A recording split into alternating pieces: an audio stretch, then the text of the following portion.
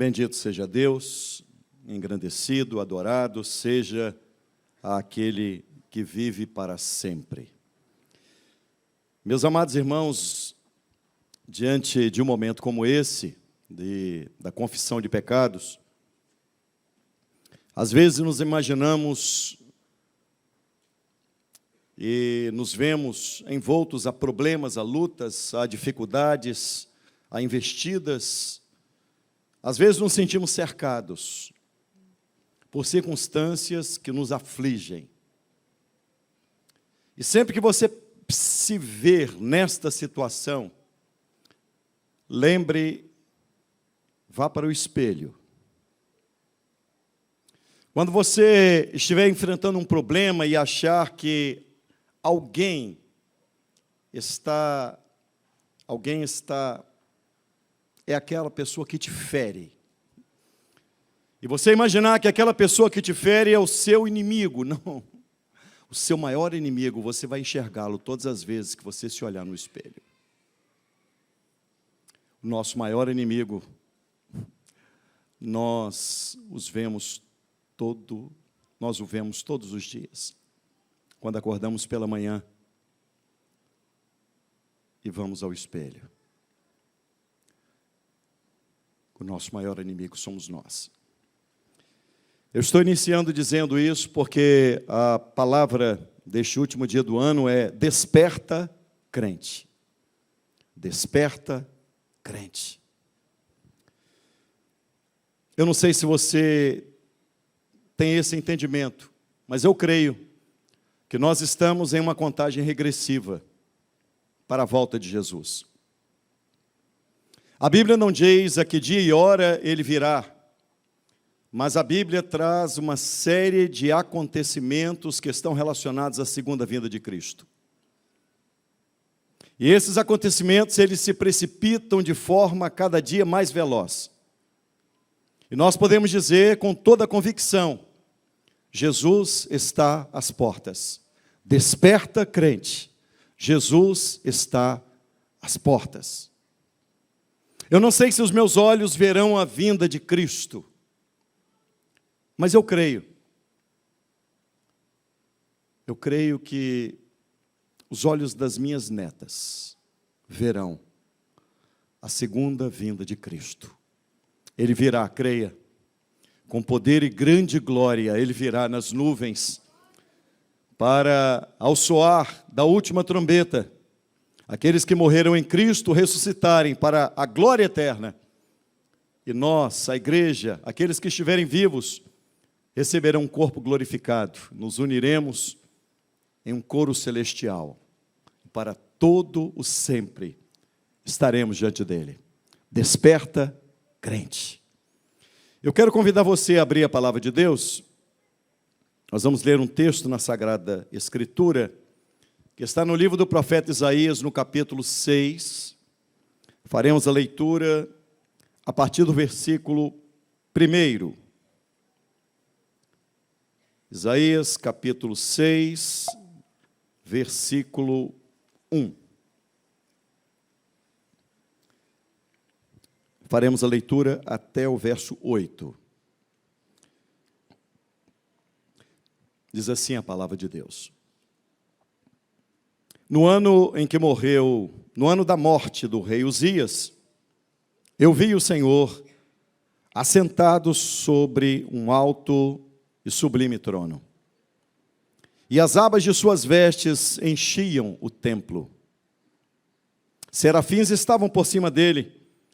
Cada um tinha 6 asas, com 2 cobriam o rosto, com 2 cobria os pés e com 2 voavam.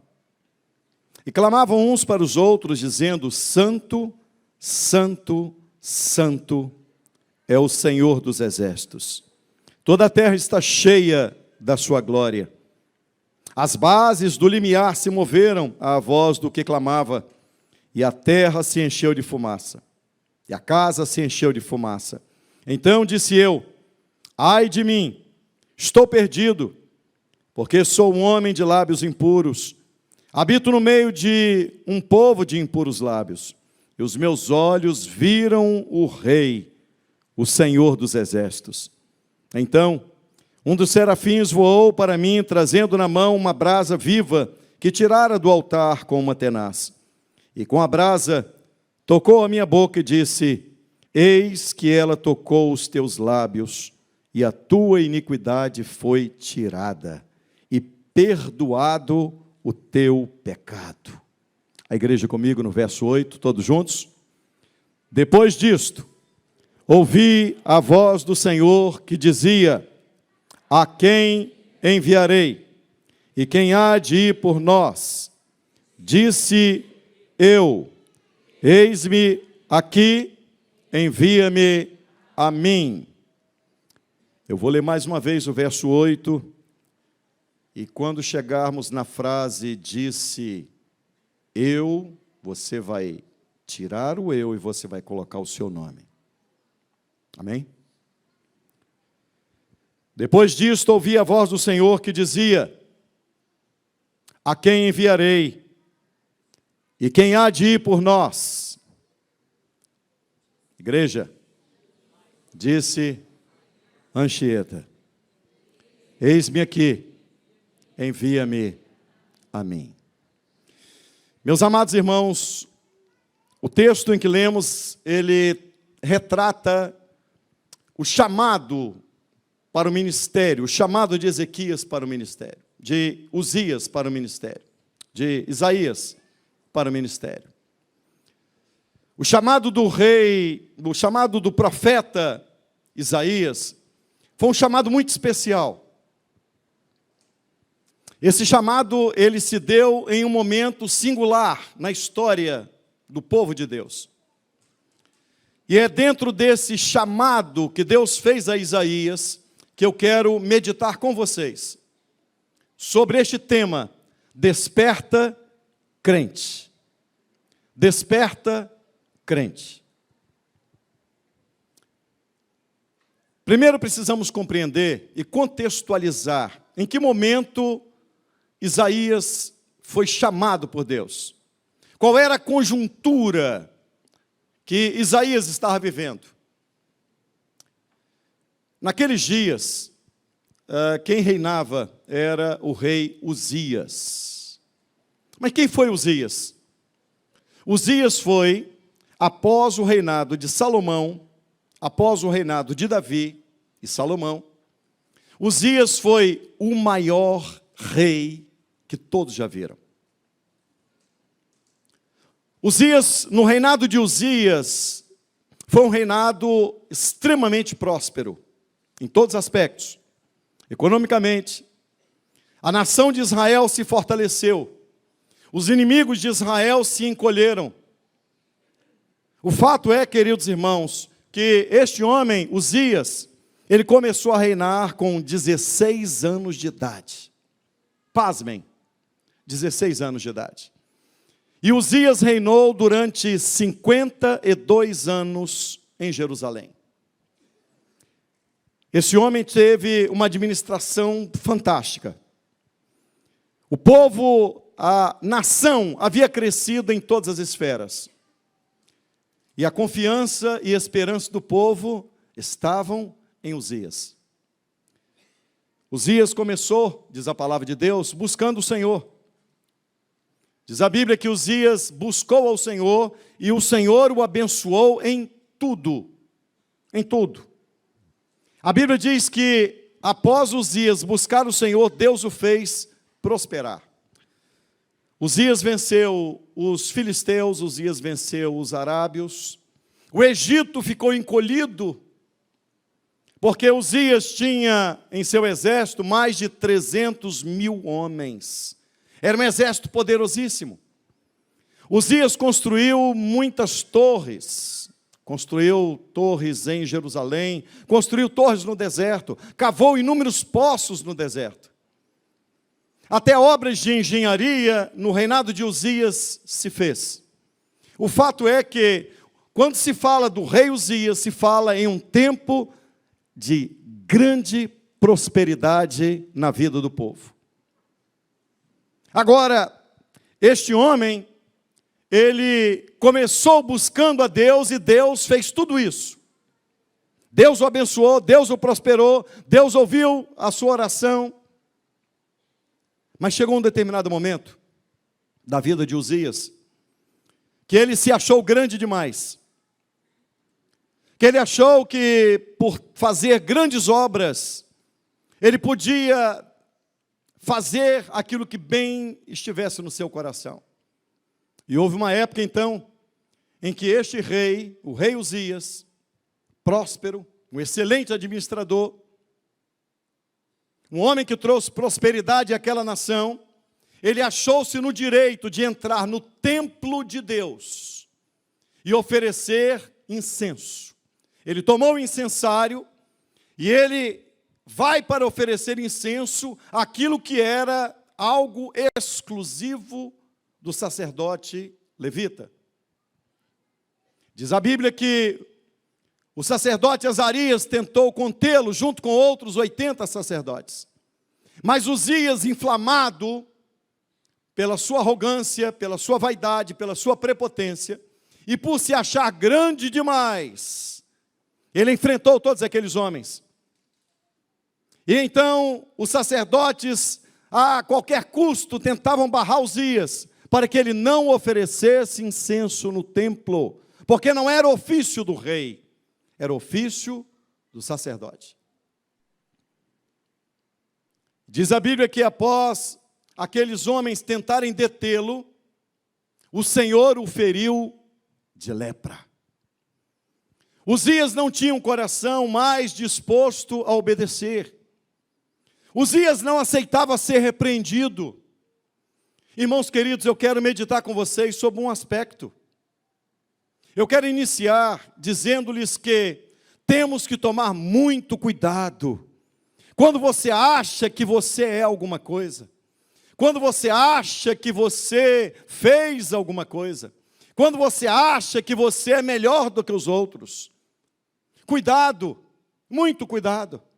Quando a vaidade, a arrogância e a prepotência, elas tiram os parâmetros que a Bíblia nos impõe. E nós começamos a achar que nós podemos fazer o que queremos com a igreja. E nós começamos a achar que nós podemos fazer o que queremos dentro da igreja. Você pode vir ao culto, você pode dar nota para quem prega, você pode dar nota para quem canta, você dá nota para quem toca, você critica. Acorda, acorda. A Bíblia diz que Deus resiste ao soberbo, mas dá graça aos humildes. Deus não tem prazer com a soberba, com a arrogância, com a prepotência. Deus não tem prazer nisso, irmão. Você sabe qual o grande risco que todos os líderes de igreja correm? Eu estou falando para a liderança aqui, a começar de mim. É achar que são alguma coisa. Ninguém é nada diante de Deus. Ninguém é nada diante de Deus. Eu estou aqui nesse último dia do ano para dizer exatamente isso. A igreja reformada de Vila Velha não depende de Anchieta, não depende de Fabrício, não depende de você, Fabrício, não depende de você, Vitral, não depende de você, Rodrigo, não depende de você, Hudson, não depende de você, Gabriel, não depende de você, Rodrigo Monteiro, não depende de nenhuma liderança que está aqui. Nós dependemos apenas de Cristo. Cristo. As coisas funcionam e caminham independente de qualquer um de nós. O dia que nós acharmos que somos alguma coisa, é porque já não somos nada diante de Deus. O dia que a vaidade toma conta do seu coração e você acha que você deve ser levantado para isso, que você deveria ser colocado no lugar de fulano, porque fulano não faz bem o serviço. Cuidado! Porque o dia que Uzias agiu assim, ele foi ferido de lepra por Deus. Por Deus. A Bíblia nos ensina, irmãos queridos, que nós devemos considerar os outros superiores a nós. Mesmo sendo pastor da igreja, quando eu me refiro a uma criança e vou conversar com uma criança, eu preciso de olhar para a criança, não de cima para baixo, mas de baixo para cima. Eu preciso de olhar para um adolescente, não de cima para baixo, mas de baixo para cima.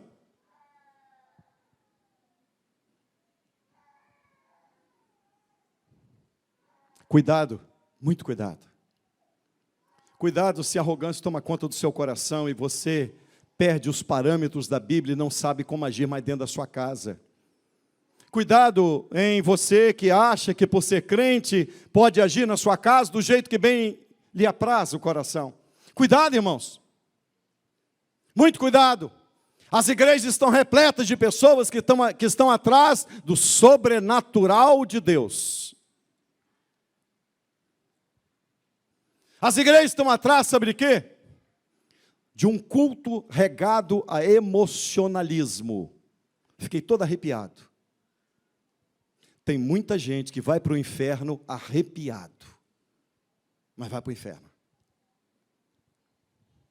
Sabe por quê? Certa vez me perguntaram assim, pastor, por que vocês não falam em línguas no culto? Vá para a Bíblia, leia a Bíblia. Falar em línguas, o dom de línguas é o dom de pijama. Quem fala em línguas edifica-se a si mesmo. Ok, irmão?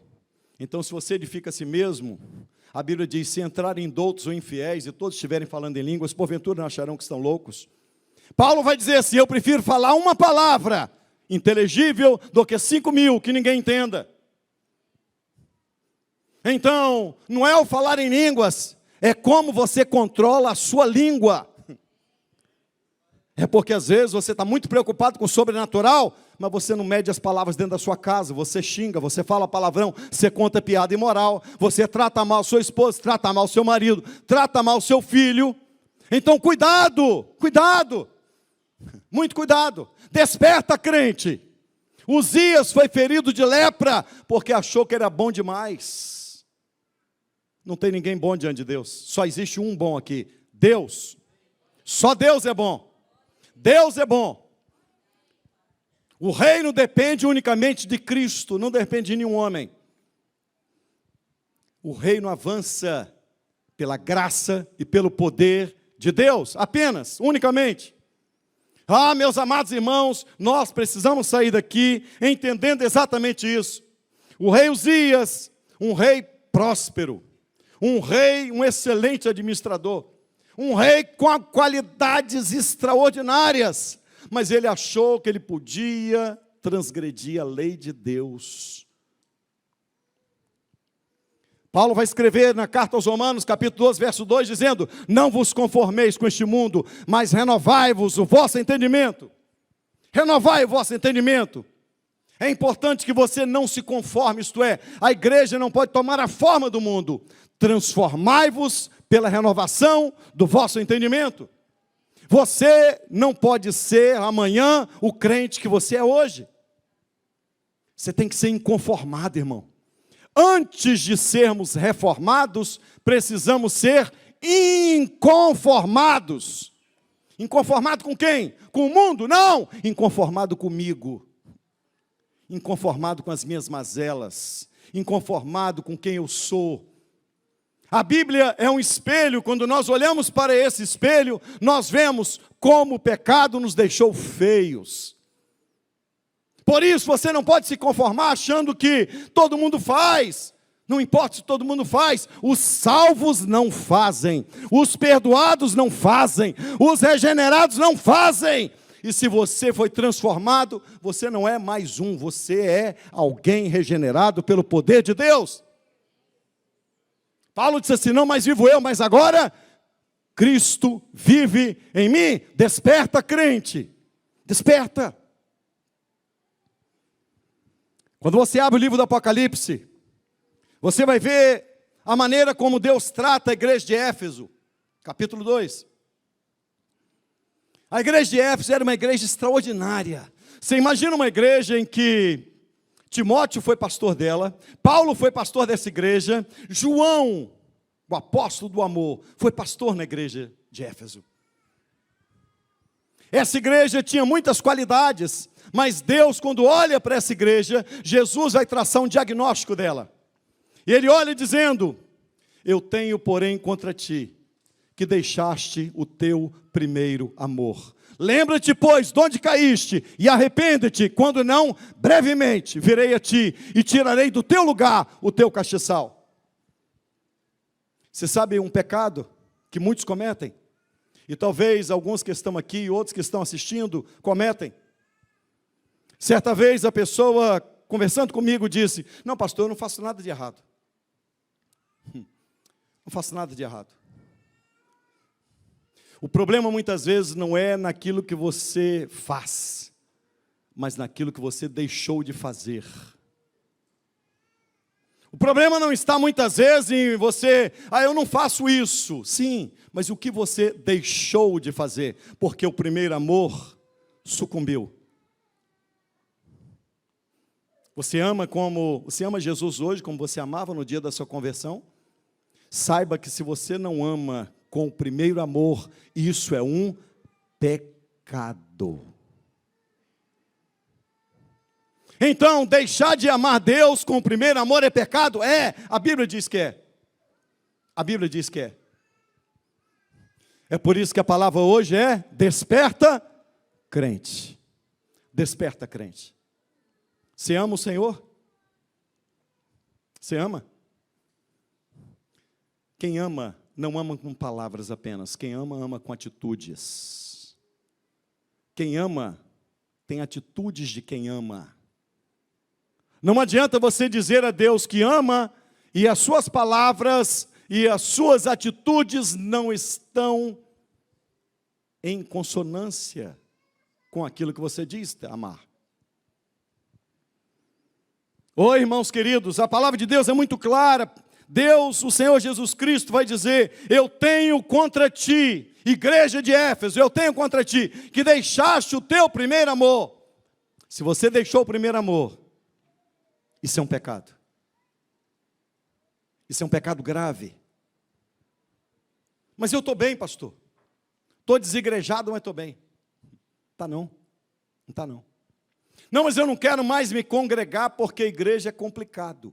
Só tem gente complicada. Bem-vindo ao clube. Seja mais um complicado. Venha para cá. Se junte-se a esse grupo de complicados. Está esperando que você vai encontrar o que aqui, irmão? Todo mundo aqui tem dificuldade. A começar de quem vos fala. Todo mundo aqui tem suas deficiências. Todo mundo aqui tem suas necessidades. Creia numa coisa. O Deus que é o Senhor da igreja, é o dono da igreja, Ele é o único cujo nome é glorificado e exaltado. O resto, apenas contribuímos. A Bíblia diz, chega a dizer: servo bom e fiel. Olha como Deus caracteriza, olha como Deus coloca esse adjetivo, servo bom e fiel. E Ele diz: sobre o pouco foste fiel. Deus diz, Deus nos chama de servo bom e fiel. Chama quem bom de servo bom e fiel? Quem fez pouco. Porque tudo que nós conseguimos fazer é muito pouco. Quem faz tudo é Deus. Quem opera é Deus. Quem salva é Deus. Quem cura é Deus. Quem opera milagres é Deus. Quem enche a igreja é Deus. Quem transforma o crente é Deus. Pastor, aquela palavra foi a palavra que me trouxe para a igreja. Quem te trouxe para a igreja foi o Espírito Santo. Quem te trouxe para a igreja foi o poder desta palavra, que quando ela entra no coração do homem, ela é espada que penetra, ela é vinho que embriaga, ela é martelo que esmiuça, ela é água que limpa, ela é lâmpada para os pés e ela é luz para o caminho. É o poder da palavra de Deus. Então, a Deus, somente a Deus a glória, irmãos. Só a Deus a glória. Deixa o Espírito Santo hoje arrancar essa arrogância, essa prepotência, esse nariz empinado seu. Ninguém é nada diante de Deus. Ninguém é nada diante do Todo-Poderoso. O rei Uzias achou que era alguma coisa e foi ferido de lepra. O livro do profeta Jeremias, o capítulo 2, Deus vai dizer assim: o meu povo fez duas maldades. A mim me deixaram manancial de águas vivas e cavaram cisternas rotas que não produzem água. Para de buscar bênção em cisterna rota. Para de ser crente que não tem raiz. Está numa igreja aqui, agora vai ter um show na outra. Aí você vai para cá. Aí você Agora tem um evento para cá. Você não pode ser crente de eventos. Você tem que ter vida cristã. E vida cristã você tem comunidade. Você tem que aprender o seguinte: você foi gerado de novo. Para quê? Para ser uma bênção na vida de outro. Não é para ser um consumista. Meus irmãos, nós estamos vivendo uma geração de crentes consumistas. Ah, pregador vai em tal igreja. Pronto, ele vai para lá. Agora tem uma banda que vai tocar em tal lugar. Pronto, ele vai para lá. Não tem raiz. Chama ele para passar 30 minutos de oração na igreja. Ele não vem. Por quem você orou esse ano? Além de você, da sua família, dos seus interesses. Quantas vezes você, nesse ano de 2023, jejuou por alguém? Quantas vezes nesse ano de 2023 você caiu aos pés do Senhor por alguém que estava perdido e você chorou por esta pessoa dizendo: salva, Senhor, salva esta geração? Quantas vezes você fez isso? Quantas pessoas você evangelizou? Quantas pessoas você trouxe para a igreja? Quantas? Responde para você. Não responde em voz alta, não. Eu me lembro que certa vez, irmãos, eu estava no centro ali de Vitória, faz alguns anos. E estava passando o carro, os carros pararam por conta de uma passeata. E era uma passeata que trazia uma bandeira, aquela bandeira de arco-íris. Eu confesso que eu fiquei com o carro parado. E eu vi tantos jovens com a cara pintada. E eu comecei a chorar e dizendo: Senhor, essa geração toda está perdida. Senhor, e nós como igreja, o que nós estamos fazendo? Quantas pessoas moram no seu prédio, que se Jesus vier agora, ele vai para o inferno? Quantas pessoas? Quantas pessoas na faculdade, na sua sala, que se Jesus vier agora, ele vai para o inferno, e você está lá, irmão, rindo de piada imoral, achando que você não está aqui como brincadeira, não. Você está aqui para cumprir uma missão. A missão que Jesus nos deu à igreja: ide por todo mundo, pregai o evangelho a toda criatura, batizai-os em nome do Pai, do Filho e do Espírito Santo, discipula essas pessoas, falem de Jesus. Para isso nós nascemos, para isso nós somos igreja, foi para isso que Deus te salvou. Meu povo fez duas maldades: a mim me deixaram manancial de águas vivas e cavaram cisternas rotas que não retêm água.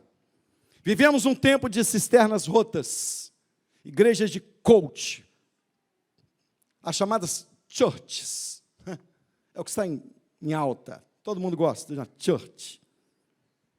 As pessoas procuram atrair os outros com atividades extrabíblicas. De que maneira você atrai o jovem? Com atividades extrabíblicas. A única coisa que vai te atrair é Cristo. A única coisa que pode te salvar é Cristo. A única coisa que pode mudar a sua vida é Cristo. O que nós temos a apresentar na igreja reformada é Cristo. Não é Cristo mais alguma coisa, não é Cristo mais alguém, não é Cristo mais o nosso rótulo denominacional, é apenas Cristo. Só Cristo. Apenas Cristo. Ou você tem Cristo ou você não tem nada. Ou você tem Cristo ou você não é igreja. Não é igreja. Para de ficar correndo. Antes, no mundo, você corria atrás de trio elétrico. Agora você corre atrás de show. Vem para cá. Agora vai. Para! Só mudou de pecado? Agora é pecado de estimação. Irmão, é o último dia do ano. E eu, em nome de Jesus, eu rogo que o Espírito Santo convença você do pecado, da justiça e do juízo. Você sai daqui um crente hoje, cheio do poder de Deus, desejoso de dizer: não mais vivo eu, mas agora Cristo vive em mim. Minha vida vai mudar. Minha vida vai mudar. Quem deseja? Em nome de Jesus. Só pela graça de Deus, porque nós somos ruins, né, gente? Só pela graça de Deus, porque nós somos ruins com força. Estou falando de mim, tá? Pastor, está se referindo a quem? Não, quando eu falo, eu olho para dentro de mim. Eu me lembrei de um homem chamado Kate Green. Kate Green acordou por volta da meia-noite. E ele começou a orar. E a oração dele foi a seguinte: Senhor, eu já te sirvo há tanto tempo, eu te conheço há tanto tempo. São muitos anos. Mas o meu coração está duro. O meu coração está enrugado. Muda, Senhor, a pele do meu coração e me dá um coração com pele de criança novamente. E enquanto Kate Green orava, ele dizia: eu quero um coração com pele de bebê. O meu coração está duro. E o meu coração não endureceu por coisas que eu fiz, mas endureceu por coisas que eu deixei de fazer. E Kate Green ficou até as 2 horas da madrugada, orando. E ali ele compôs um hino que é Senhor formoso és. Não tire os olhos de Cristo. Não passe os seus dias como apenas um figurante no reino. Sabe aquela pessoa? Você é um figurante. Não. Desperta, crente. Desperta. Chegou o momento de você dizer: eis-me aqui. William Carey disse: pense coisas grandes, sonhe coisas grandes, faça coisas grandes para Deus, deixe legados na terra. Irmão, marca essa vida, marca essa geração, marca sua escola, marca sua faculdade, sua família, onde todos vão olhar para você e dizer: ali vai um homem de Deus, ali vai uma mulher de Deus, ali vai um adolescente de Deus, ali vai uma jovem de Deus. Eu me lembro de um rapaz, de origem muito simples, e ele passou na faculdade, aqui, faculdade federal, no nosso estado. E esse rapaz, ele conversou comigo, ele disse: pastor, eu entrei na faculdade e não tinha muito pouca condição financeira, e de repente as pessoas começaram a achincalhar ele, pela postura dele de crente. E então, uma pessoa daquela faculdade, uma mulher, uma menina que estudava com ele, virou-se para ele e disse assim: você se parece muito com um funkeiro. E sempre que ele chegava na aula, ela dizia: lá vem o funkeiro. E teve um dia que ele saiu da aula, foi para casa e começou a chorar e dizendo: meu Deus, eu sou crente. Ele passou 30 dias orando e jejuando. E a oração e o jejum dele tinham um motivo: eu quero me parecer mais com Cristo. No final desses 30 dias, quando ele entrou na sala de aula, aquela moça estava à porta, e quando ele foi entrando, ela olhou para ele e disse assim: o teu rosto brilha. O teu rosto está brilhando, o que está acontecendo? O teu rosto brilha. E ela começou a se quebrantar. E ela se voltou para ele, o abraçou e disse assim: me perdoa por todos os males que eu te fiz no decorrer de todos esses dias. Você é crente mesmo. Ora por mim. Porque eu faço assim com as pessoas para disfarçar o vazio que tem dentro do meu peito. Seja crente, desperta, crente, desperta. Susan Wesley acordava de madrugada para orar. 1 hora de oração, 19 filhos, dentre eles Charles Wesley e John Wesley, os fundadores da igreja metodista. E John Wesley chega a dizer assim: eu aprendi mais teologia e doutrina bíblica com a minha mãe do que o dos teólogos da Inglaterra. Você ensina mais com exemplo do que com palavras. Seja você uma bênção. Jovem, desperta. Famílias, despertem. Desperta, irmão. Chegou o dia. O profeta Isaías foi chamado.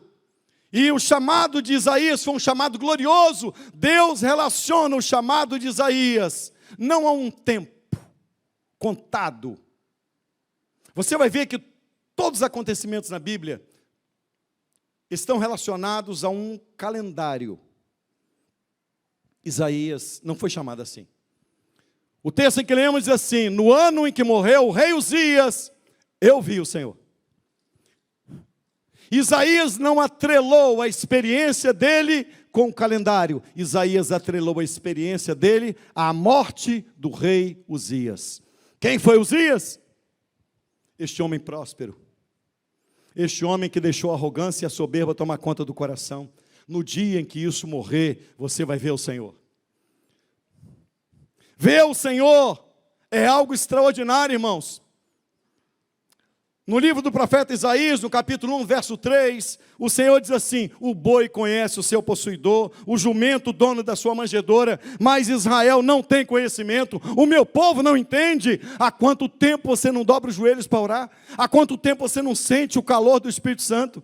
Há quanto tempo você não sente a chama incendiar o seu coração, irmão? Tem pessoas que dizem assim: não, agora, essa é a acusação que eu mais recebo. Inclusive, diga de passagem, vou abrir um parênteses pequenininho, tá?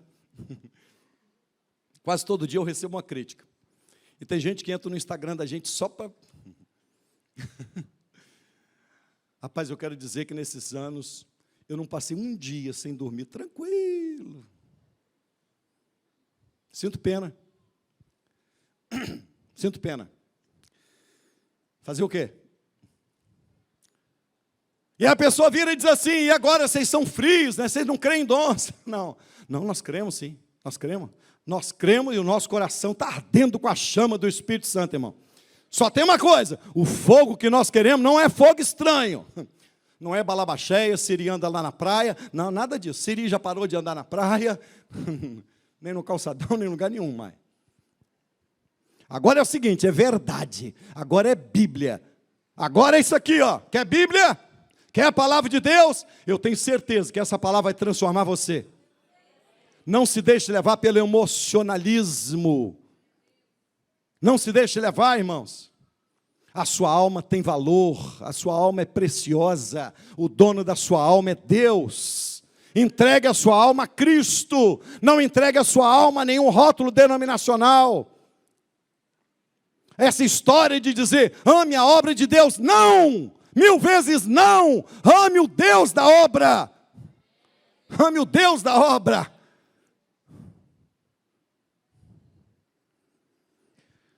Isaías diz assim: no ano em que morreu o rei Uzias, eu vi o Senhor. Não foi outro que viu, é você que tem que ver. Quando a prosperidade, se sabe, um dos maiores problemas do homem é quando a prosperidade chega. Ele se esquece de Deus. Sabe o que aconteceu com a nação? Quando Uzias morre, a nação ficou apavorada, porque aquele rei que trouxe prosperidade havia morrido. Os momentos em que a igreja mais cresceu foram nos momentos de perseguição. Lembra-se da eleição do ano passado? Eu acho que Deus deu um catiripapo em todo mundo para aprender o seguinte: você não depende de B, de L, você não depende de ninguém, você depende de Cristo. Para de colocar sua confiança em homem, irmão. A igreja cresce em que momento? No momento de perseguição, no momento da luta. É aí, quando a dificuldade vier, que você vai aos pés do Senhor. É aí que os cultos de oração vão estar cheios. Quando a perseguição vier, aí sim vai ter gente aqui. Quando faltar comida, quando o seu direito, a sua liberdade de falar o que a Bíblia diz, de ensinar os seus filhos como deve, quando esse direito for tirar de você, aí sim você vai vir de madrugada para orar. Você vai dizer: pastor, vamos orar de madrugada. Vamos orar agora, irmãos. Qual é o tema da mensagem? Desperta, crente. Chegou a hora de orar. Chegou a hora. Jesus está às portas. As portas. Nenhuma ideologia vai passar por cima da igreja.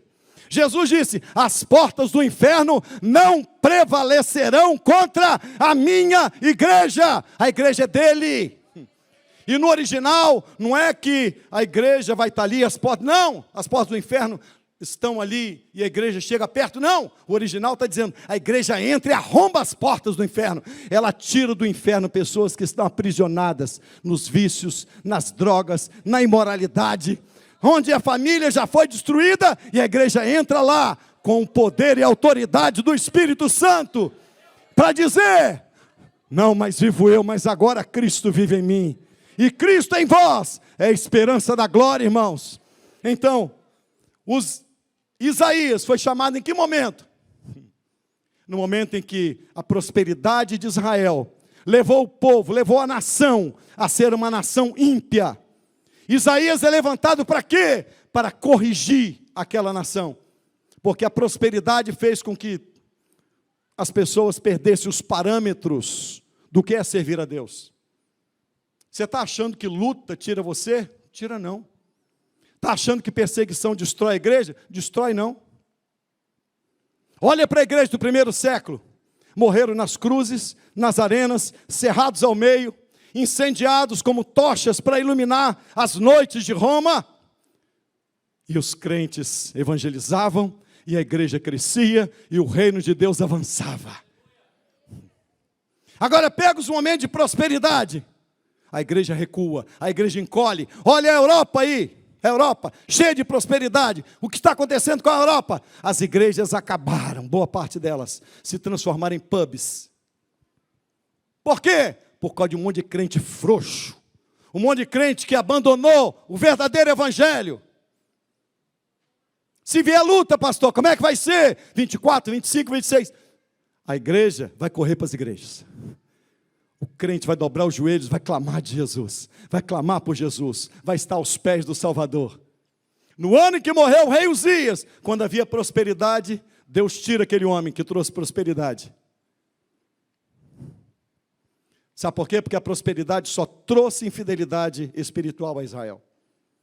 E o texto sagrado diz assim, e eu vi o Senhor, ele estava sentado em um alto e sublime trono, o trono de Judá estava vazio, mas o trono que governa o universo tem alguém assentado nele, irmão.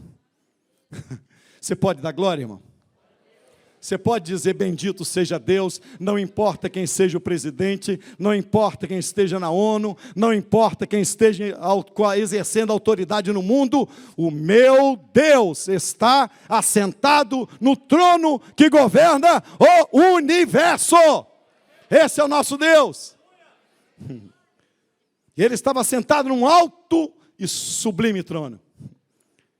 E as abas de suas vestes enchiam o templo. Irmão, só a pontinha da veste dele já enchia tudo. Por que a pontinha da veste enchia o templo? Porque ele é maior do que religião. Ele é maior do que qualquer rótulo.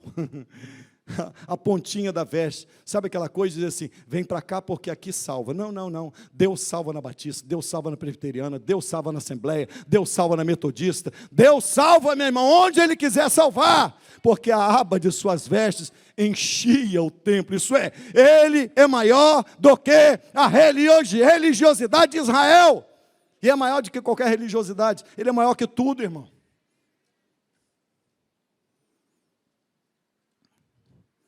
E os serafins estavam diante dele, e cada um tinha 6 asas, com 2 cobriam o rosto. Olha que coisa linda. Diante do Todo-Poderoso, cobre o rosto, porque nós não somos nada. Cobre os pés, porque os nossos caminhos precisam ser cobertos. Com 2 asas voavam, com 2 cobriam o rosto, com 2 tapavam os pés. E diziam uns para os outros, o que eles diziam? A uma só voz: Santo, Santo, Santo é o Senhor dos exércitos, e toda a terra está cheia da sua glória. Esse é o atributo mais exaltado de Deus, a sua santidade. Deus é exaltado na eternidade, não por aquilo que Ele fez, mas por quem Ele é. Santo, Santo, Santo. Esse é o nosso Deus.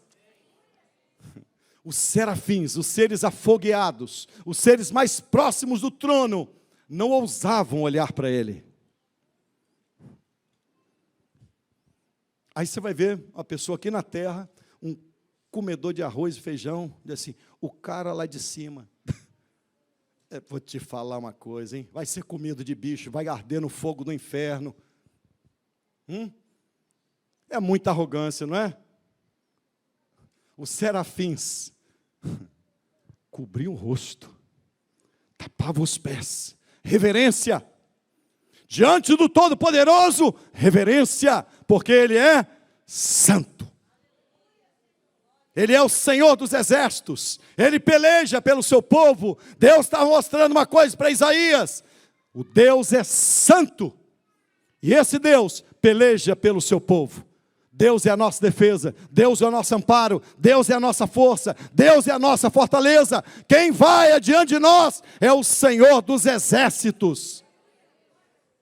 Meus irmãos, que coisa maravilhosa, que segurança é entrarmos em 2024 e dizermos, até aqui me ajudou, nos ajudou o Senhor, Ebenezer, pedra de ajuda, Deus é o nosso amparo, Deus é a nossa alegria, Deus é a nossa força, Deus é a nossa esperança, Deus é a nossa bandeira.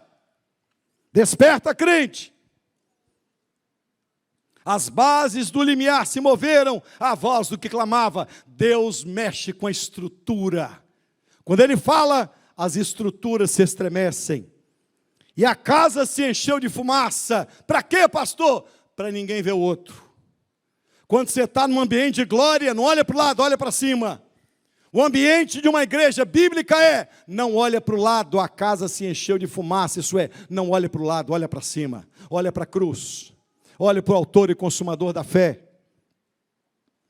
E diz a Sagrada Escritura, quando o profeta Isaías vê esta cena, ele diz, ai de mim, estou perdido. Ai de mim.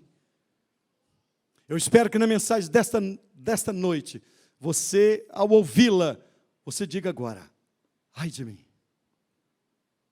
Ai de mim, Senhor. Eu sou um homem impuro. Eu sou um homem de impuros lábios. Eu habito no meio de pessoas de lábios impuros também. Ai de mim. A glória de Deus tem um objetivo: gerar em nós temor e tremor. A glória de Deus não é para nos elevar a um patamar, a uma estatura de destaque.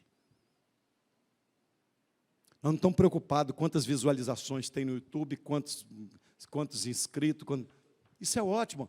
Falar de Jesus é uma bênção. E deve-se avançar. Mas a glória é dele.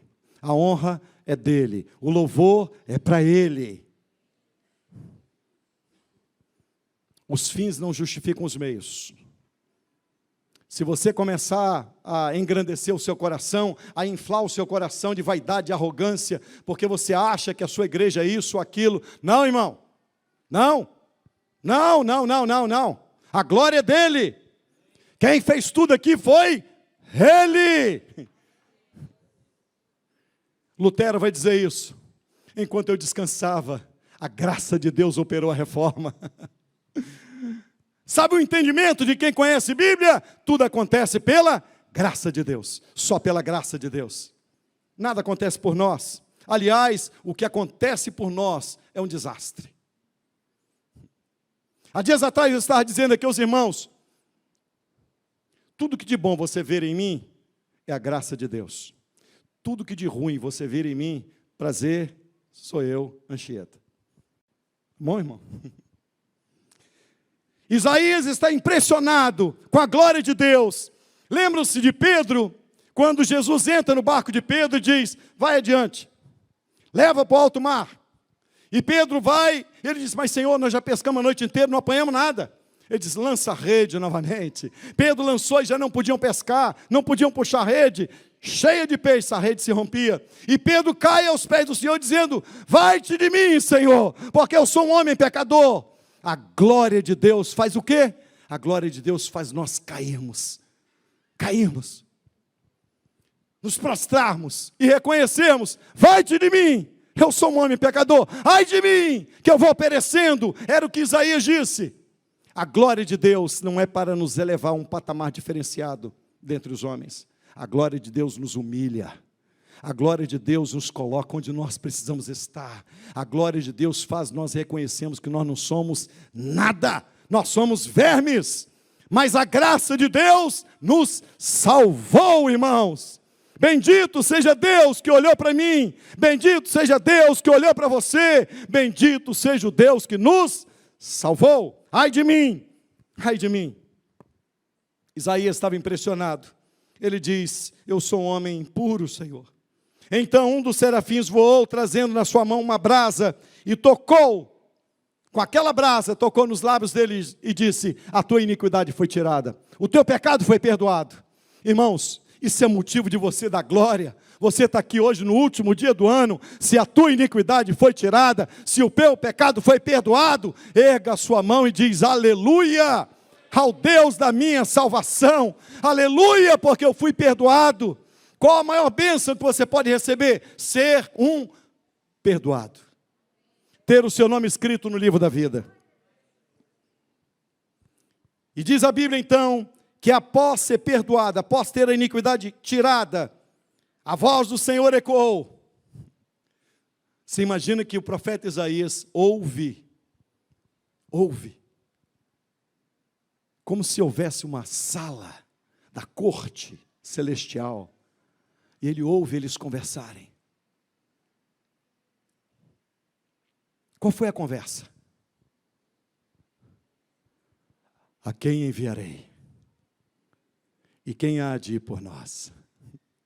Ele ouviu uma conversa, a Trindade Augusta conversando. A quem enviarei? Quem há de ir por nós? Você imagina essa voz ecoando aqui agora? A quem enviarei?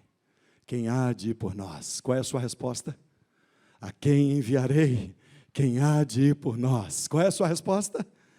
A quem enviarei e quem há de ir por nós? Então sai da inércia, para de esquentar banco, vai trabalhar para a glória de Jesus, vai fazer alguma coisa na igreja, irmão. A quem enviarei? Quem há de ir por nós? Isaías, após ser perdoado, disse: eis-me aqui, envia-me a mim.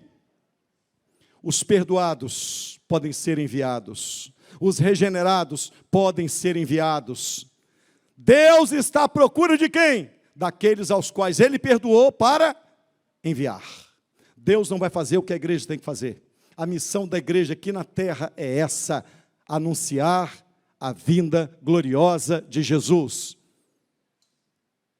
Eu quero encerrar aqui, dizendo que a palavra de hoje tem como objetivo despertar você. A palavra de hoje tem como objetivo, presta atenção agora, olha bem para mim. A palavra de hoje tem como objetivo eclodir o seu coração, como se fosse um vulcão. E que as lavas incendiárias do amor pelo Evangelho cheguem aos rincões mais longínquos. Para de usar a rede social para futilidade. Comece a evangelizar. A Bíblia diz que temos que pregar a tempo e fora de tempo. Você quer apressar a vinda de Jesus? Apresse a vinda de Jesus de que maneira? Mateus capítulo 24 diz: quando este evangelho for pregado em todo o mundo, então virá o fim. Apressa a vinda dele pregando o evangelho. Fale, pregue, fale, chegue em casa hoje, abrace sua família, chore por ele e diga: Jesus quer salvar você. Você precisa de arrepender-se dos seus pecados. Você precisa de salvação, senão você vai para o inferno. Você não evangeliza dizendo: Jesus te ama. Isso todo mundo fala, bobo.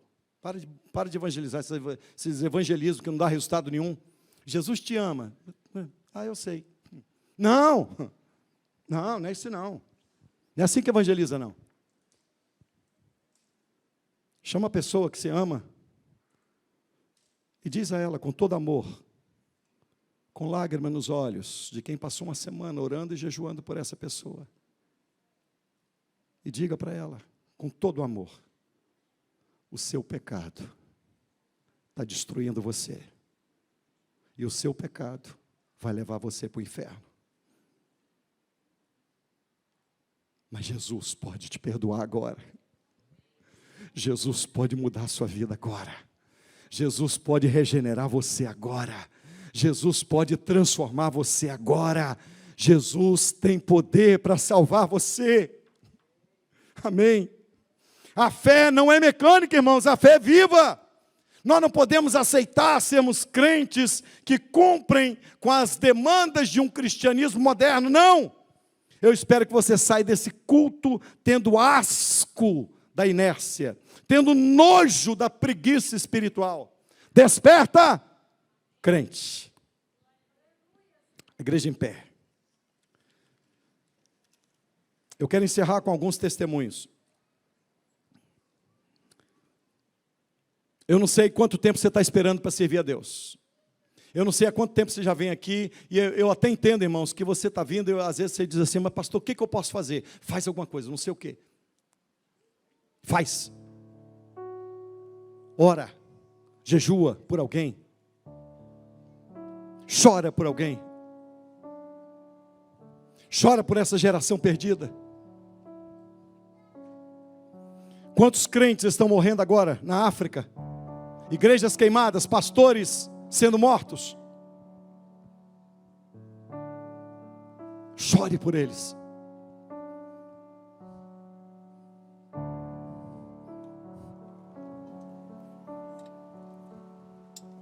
Peça como aquele homem pediu. Meu coração está enrugado, Senhor. Coloca o meu coração com pele de bebê novamente. Sabe aquele coração que você tinha, que quando ouvia um louvor, as lágrimas rolavam dos olhos? Você vai ver a glória de Deus para quê? Para ser enviado. Deus não mostra a sua glória para que a soberba tome conta do coração, não. Deus nos mostra a sua glória para nos humilharmos e sabermos que nós não somos nada. Conhecer a glória de Deus nos impulsiona a dizermos a Ele: eis-me aqui, Senhor. Eis-me aqui, pequeno, imperfeito, sem condição alguma, mas eis-me aqui, envia-me a mim. Tem gente perdida do seu lado. Quem sabe a sua mãe, quem sabe o seu pai, quem sabe a sua irmã, seu irmão, seu marido, sua esposa, que se hoje morrer, ou se Jesus vier agora, ele vai para o inferno. E você? O que você está fazendo? Você consegue ouvir essa voz que ecoou? Isaías ouviu, eu espero que você ouça a Trindade Augusta dizendo: a quem enviarei?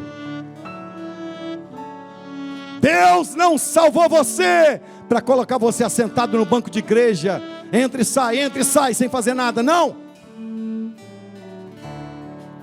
Contribua, busque saber quem está enfermo, vai visitar. Busque saber quem está perdido, vai jejuar.